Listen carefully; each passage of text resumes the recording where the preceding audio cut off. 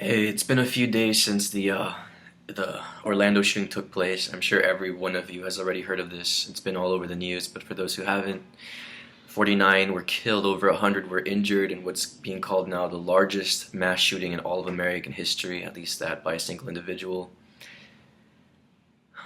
And there's been so much emotion all over social media.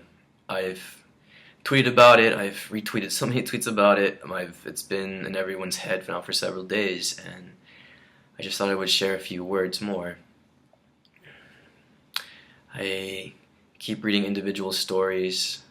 There are, with 49, there's a lot. One of them is of a cancer surviving mother who beat cancer twice, only to unfortunately get to pass away, to be taken away, while protecting her own son, which was even more beautiful, that she ultimately protected her children. And then there was a couple who was engaged to be married, adorable, cute gay couple, and text messages from a mother's son right before he passed, and that was particularly hard hitting. And I think the reason so many emotions are brewing is because everyone's really taking it in, feeling what the families must be feeling, asking themselves, what if it was someone I knew? What if it was my friend? What if it was my cousin, my brother? What if it was my partner? And my heart breaks so much when I read some of these stories. And I think of what that must feel like to have to bury your son, or your mother, or your partner. And the really sad thing about this is how often it happens. Because in the US, this is a never-ending issue that we seem to just hear about every other week. And you have had incidences like Sandy Hook that just prove we are perfectly okay as a country with having our own children killed. And right after I tweeted, maybe I'm going to go and read tweets. I'll read a few tweets that were particularly hard-hitting, because I feel like a lot of the things I have been feeling for a long time just exploded on Twitter. So here's a few of them. Don't politicize this. You politicize our bathrooms and our families, and now 50 people are dead. You politicize this. This one hits me so hard because right after I started tweeting out emotions, right as soon as it happened, I was all over the place. And of course, I'm upset at the fact that up to now, AR-15s are still not banned. We have very weak gun laws in our country. And all of a sudden, people are saying, why are you politicizing this? Why are you politicizing this? Anybody who cares about any cause is politicizing this. We work under the framework of democracy. Of course, we're going to, if we want real, meaningful change, we are going to have to politicize this. You want to blame Martin Luther King for politicizing racism? And another tweet that was particularly hard-hitting. This needs to be reiterated. Orlando Massacre can be about Islam, access to guns, homophobia, and mental illness all at the same time. I appreciate this because people seem to cherry pick basically what they want to pick so that they can go ahead and push their own issue, their own agenda. It's particularly annoying from the right because you have a lot of Islamophobia going around, and you have people that are immediately jumping on the xenophobia bandwagon and talking about how this is, a reason why we should ban Muslims. These absurd claims that Donald Trump has basically legitimized. There are a lot of things right now. Gun control is obviously front and center because it's one of the main reasons why we have this level of gun violence. But it's obviously not the only issue. And I very much appreciated those who were sharing tweets about mental health illness because, our failed healthcare system is a big reason why. Anyone who knows me knows that I've come to appreciate Bernie Sanders' campaign, and one of the reasons why is because he fights for healthcare as a right. That the fact that you're merely born, that you are a human, that you exist, means that you should be entitled to free healthcare system. I believe that with every bone in my body. I hope more people do, because had our mentally ill been taken care of, God only knows how many less incidents we would have had.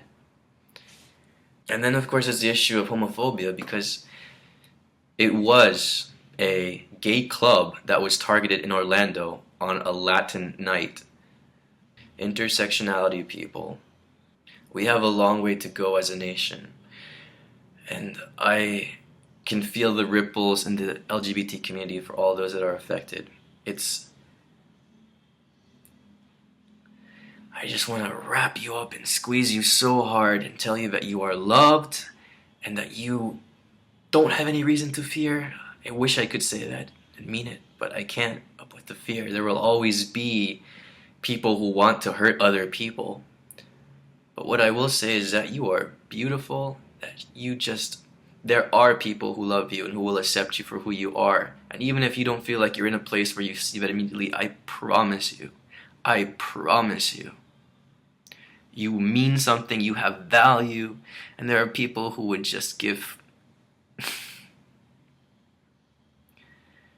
It gets better.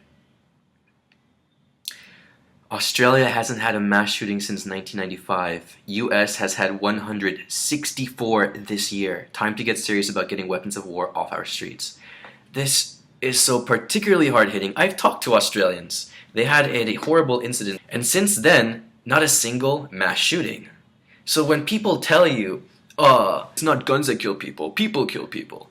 Well, yeah, no duh. But as we can see, when you have increased gun control, in the case of Australia, you have a particularly more generous healthcare system. Change actually has been proven to happen. Do not insinuate that somehow increased gun control has no effect. You look at countries across the world, that's all you have to do. It's proven to work. Again, there's multiple factors. Dealing with the mentally ill through a healthcare system, increased gun control laws, of course, a culture of more acceptance. There are multiple things in play, but the combination of obviously has proven successful, much more successful in other countries than in ours, which is why we need to act. And on that note, that's also why I encourage all of you to do something. I watched a YouTube video that I stumbled on by someone named Hart, this cute, funny YouTuber, and I think she was right on in her call to action. I've copied and pasted basically her bio page talking about what it is that you can actually do if you want to do something. If you live in the United States, and even if you don't, why not go ahead? Message, tweet some of our senators and congressmen who voted against gun control. I don't see a problem with that, because in perspective, I feel like the United States forces itself into other countries' democracies, and sometimes has even been known to overthrow other countries' legitimately elected democracies. So there's no reason why you shouldn't be allowed to go ahead and express your concern as someone who lives in the Philippines or in Thailand or wherever you live, and just say, I think this is morally wrong. I hope you do something about it. But especially if you live in the US, there are a few things on my bio page, credit to Hannah for scouting them out and putting them together, that you can do. And of all of them, I'll jump to number 3, which is we recently had a Senate vote on this issue itself not too long ago, December 2015. The results on number 3, you click on that, you can see where your senator voted. No matter where you are in the country, you can find out what their vote was. And based on that, you can hold them accountable. I absolutely encourage that you do. So I just wanted to share these few things with you and to remind you that you are not alone, that you are not alone. You don't live in a vacuum. You're watching me right now on a YouTube channel. There are so many other YouTubers out there, LGBT+, who are ready to go ahead and share their life stories, make themselves accessible when they can, and I hope that you reach out if ever you're in a place where you are that scared, whether it's for your own safety or what it may ever be, because there are avenues, there are people. Seek them out, please. We love you. We love you. We hate the idea that you are hurting or scared. We do, because a lot of us have been there, because a lot of us know what that's like.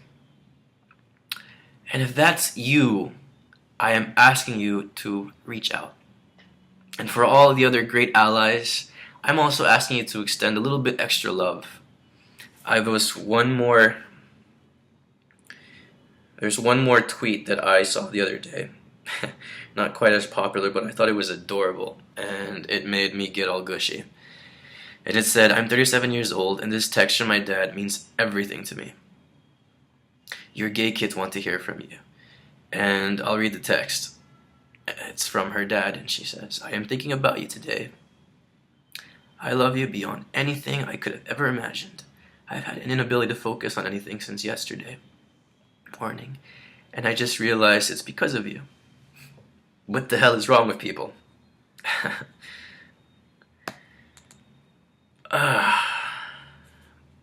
It would be beautiful if you remind your gay brothers, your gay sisters, your gay parents, especially your gay children, and you tell them how much they matter to you, that you don't just tolerate them, that you're ready to fight for them when they need it.